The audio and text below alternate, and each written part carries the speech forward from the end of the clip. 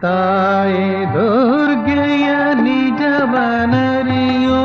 ಧೀರರಾರೋ ಜಗದೊಳು ಆರು ದರುಶನ ವೇದ ಶಾಸ್ತ್ರ ಪುರಾಣವರಿಯದು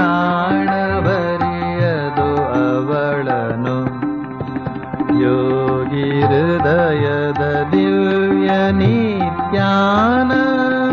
ರೂಪಿಣಿ ಆಕೆಯೋ ತನ್ನ ಆನಂದದಲ್ಲಿ ತಾನೇ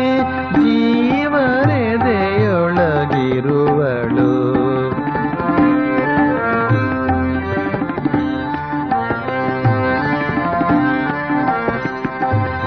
ಸಕಲ ಬ್ರಹ್ಮಾಂಡವನು ಬಸಿರಲಿ ಧರಿಸಿ ನಿತ್ಯವು ಪೊರೆವಳು ಮೂಲಾಧಾರ ಸಹ